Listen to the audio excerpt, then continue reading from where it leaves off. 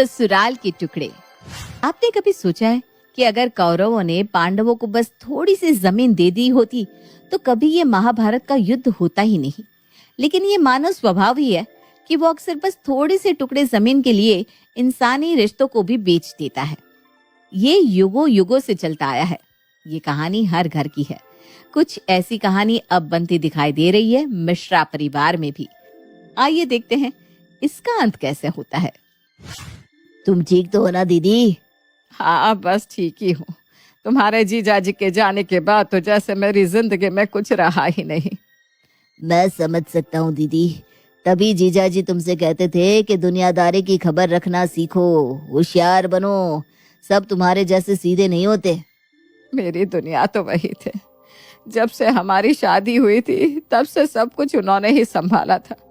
मुझे तो कभी किसी चीज की जरूरत ही नहीं महसूस हुई। पर वो इस दुनिया में अब नहीं है दीदी। और आकाश और रवि जितना जीजाजी से डरते थे उतना तुमसे बिल्कुल नहीं डरते। वो तो तुम्हें वैसे ही दबा देते हैं। इसलिए अब भी वक्त है, होशियार बनो। अरे तुम मेरी खामखा फिक्र कर रहे हो। मेरे पास है क्या जो मैं डरती फिरूं? जीजाजी ने ये पूरी कोठी तुम्हारे नाम की है। और तुम जानती हो ये कोठी या फिर ये घर कितना बड़ा है, कीमती है।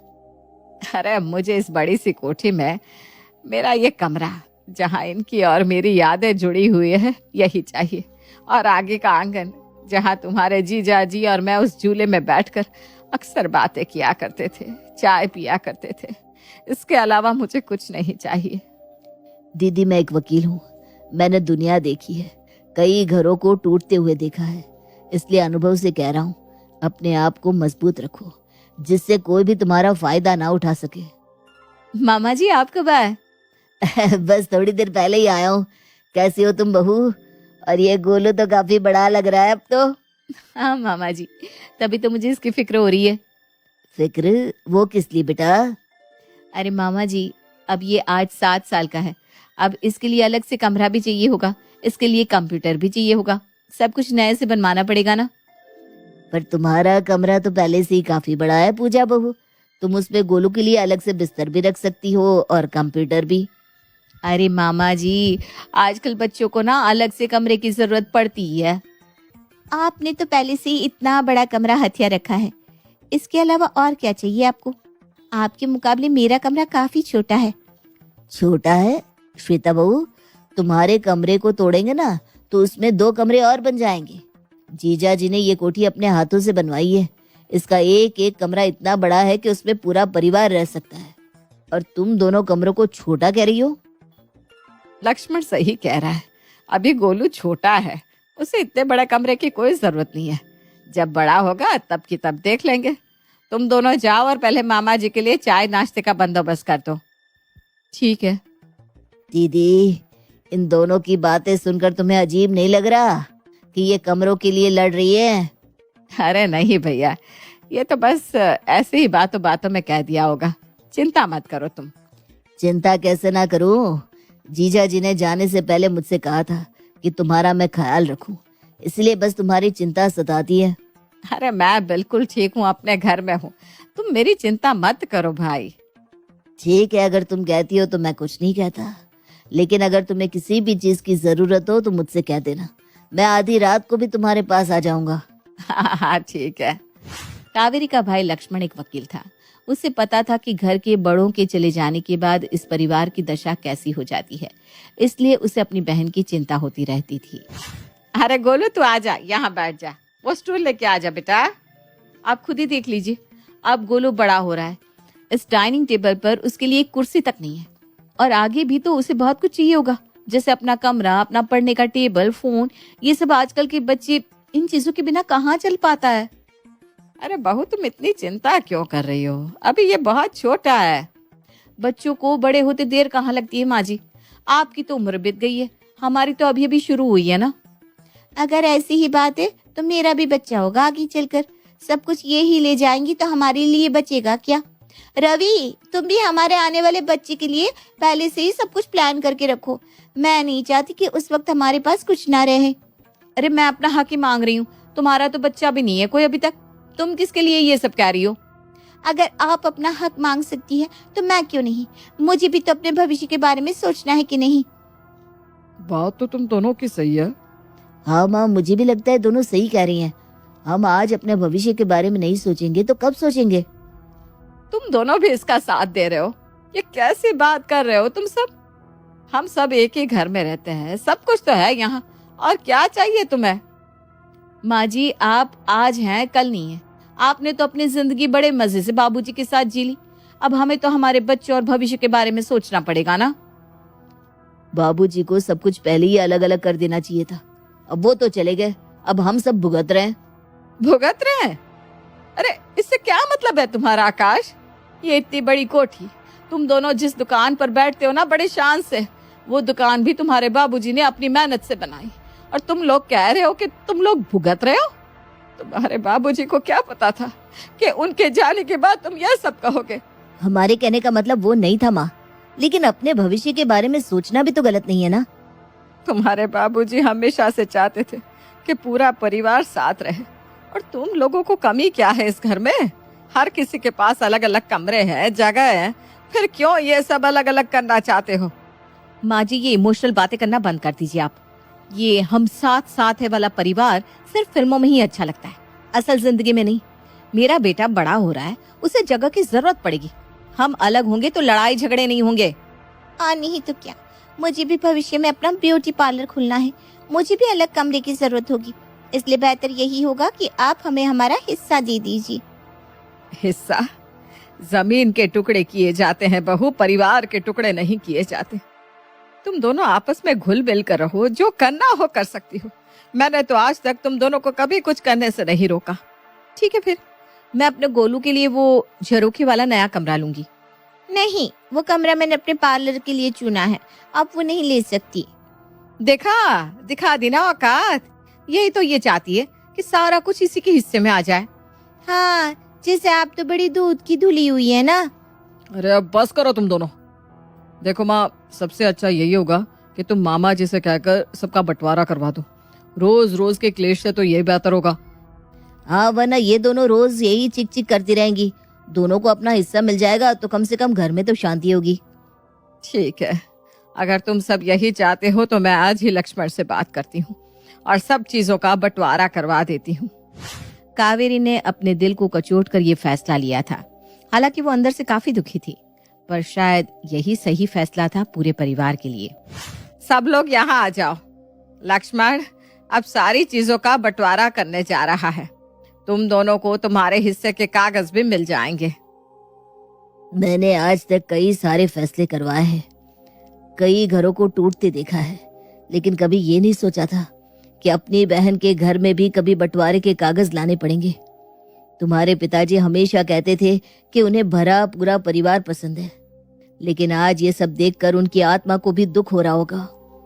अब मामा जी, आजकल तो हर किसी के घर में होता है, बड़ी आम सी बात है। हाँ मामा जी, आप तो वकील हैं, आपको तो पता ही होगा कि इसी में सबकी भलाई है। अगर तुमने और दीदी ने ये तय कर ही लिया है तो मैं कोई नहीं होता इस बीच में बोलने वाला। मैंने सारे कागज तैयार करवा लिए हैं, सब कुछ तुम दोनों के बीच आधा आधा बांट लिया है। अब मैं बताने जा रहा हूँ कि किसको क्या क्या मिला है। कावेरी के भाई लक्ष्मण ने हर चीज का बंटवारा कर लिया था। क्या बंटवारे के बाद भी घर में शांति रहने वाली थी, या जमीन के कुछ टुकड़े पूरे परिवार को खा जाने वाले थे? और अब लक्ष्मण किसके हिस्से में क्या आया है उसके कागज पढ़ रहा है। पूजा यानी कि बड़ी बहू को इस कोठी के 2 बड़े कमरे दिए जाते हैं, और उसी तरह श्वेता को भी 2 बड़े कमरे दिए जाते हैं। पूजा बहू जो नीचे वाली रसोई है वो लेगी, और श्वेता को ऊपर वाली रसोई दी जाएगी। एक छत का हिस्सा बड़ी बहू का और दूसरा छोटी बहू का। दुकान की भागदौड़ में आकाश के हाथ में और गोदाम की भागदौड़ रवि के हाथ में सौंपी जाती है। उसी तरह सारे गहने भी दोनों बहुओं में बराबर बराबर बांट दिए गए हैं। और आगे इन कागजों में सब कुछ लिखा है, वो पढ़ लो और दस्तखत कर लो। वो सब तो ठीक है, लेकिन ये नीचे का बड़ा झरोखे वाला कमरा और ये बड़ा आंगन? तो तुम क्या चाहती हो? दीदी ये घर छोड़कर चली जाए यहाँ से? ये उनकी और जीजाजी की यादें हैं, ये हिस्सा दीदी के नाम ही रहेगा। तुम दोनों का बहुत हो गया। अब हम दोनों कुछ नहीं कह रहे, इसका मतलब ये नहीं कि तुम हद से आगे बढ़ती जाओ। इतना सब मिल गया है ना तुम लोगों को, अब एक शब्द तुम दोनों के मुंह से नहीं निकलना चाहिए। हाँ, लालच में तुम दोनों अंधी हो गई हो। इतना सब मिलने के बाद भी और क्या चाहिए तुम दोनों को? ये हिस्सा माँ का है और माँ का ही रहेगा। यहाँ माँ और बाबूजी की यादें हैं जिन पर सिर्फ माँ का ही हक है। अरे पर इतना बड़ा हिस्सा? तुम्हें तुम्हारा हिस्सा मिल चुका है ना, अब इससे ज्यादा तुम्हें और कुछ नहीं मिलेगा। मामा जी अब कागज दीजिए, ये दोनों साइन कर देंगी। ठीक है, ये लो कागज, और अच्छे से पढ़ भी लो और फिर दस्तखत करना। अब पढ़ना क्या है इसमें, सब कुछ तो आपने बता दिया है। मेरा काम है तुम लोगों को हर डिटेल बताना, और बाकी की डिटेल्स मैंने सब कुछ इस कागज में लिख दिया है। ये लीजिए, मैंने तो दस्तखत कर दिए। ये लीजिए, मैंने भी कर दिया है। आज से ऊपर के 2 कमरे और रसोई पे मेरा हक होगा। पहली बार देखा है कि ससुराल के टुकड़े होने के बाद कोई इतना खुश हो रहा हो। कावेरी और उसके पति ने जिस घर को बड़े प्यार से सजाया था और सोचा था कि हम इसे संजो कर रखेंगे, अब उसके छोटे छोटे टुकड़े हो चुके थे। कावेरी बाहर से जितनी दुखी दिखाई दे रही थी, उससे कहीं ज्यादा दुखी वो अंदर से थी। मैंने कहा था ना दीदी, मुझे इनकी चाल कुछ ठीक नहीं लग रही थी। देखा इन दोनों ने क्या किया। अब यही होगा नसीब में, और क्या। अब घर में कलेश तो नहीं होगा ना, सब खुशी से रहेंगे। सबको सब कुछ मिल गया, अब सब ठीक होगा। भगवान करे ऐसा ही हो। पर तुम अपना ध्यान रखना दीदी, और अगर तुम्हें किसी भी चीज़ की ज़रूरत हो तो मुझे बस एक फ़ोन कर देना, मैं आ जाऊँगा। हाँ हाँ, मैं जानती हूँ तू मेरी कितनी चिंता करता है, मैं अपना ख्याल रखूंगी। सारी चीजों का बंटवारा तो हो चुका था।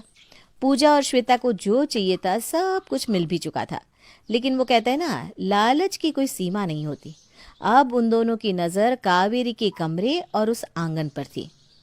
सारी चीजें बराबर की है और खुद ने इतना बड़ा कमरा और झूले वाला आंगन ले लिया है। ये कैसा बंटवारा हुआ भला?